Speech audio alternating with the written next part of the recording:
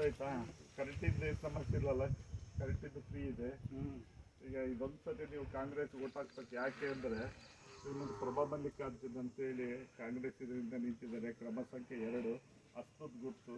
ನೀವು ದಯಮಾಡಿ ನೀವು ಇದನ್ನೆಲ್ಲ ಮಾಡೋದ್ರಿಂದ ನಮ್ಮ ಮಲ್ಲಿಕಾರ್ಜುನ್ ಖರ್ಗೆ ಸಾಹೇಬರು ಏನು ಅಧ್ಯಕ್ಷರಿದ್ದಾರಲ್ಲ, ಏನಾದ್ರು ಗೊತ್ತಾಯಿಲ್ಲ, ನಮ್ಮ ಸೆಂಟ್ರಲ್ ಕಾಂಗ್ರೆಸ್ ಗೌರ್ಮೆಂಟ್ ಬಂತು ಅಂದರೆ ಅವರೇ ಪ್ರಧಾನಮಂತ್ರಿ ಆಗೋದು.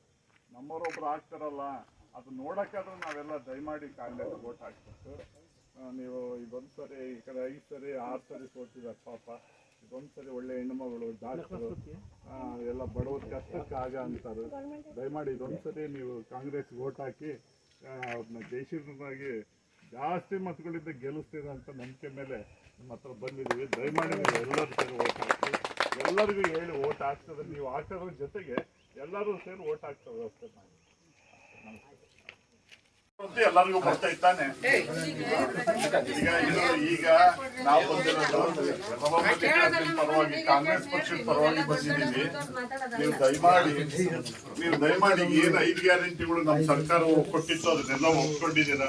ತಮಗೂ ತಲುಪ್ತೈತೆ, ಅದರಿಂದ ಒಳ್ಳೇದು ಆಗ್ತೈತೆ ಅಂತ ಅನ್ಕೊಂಡಿದ್ದೀನಿ.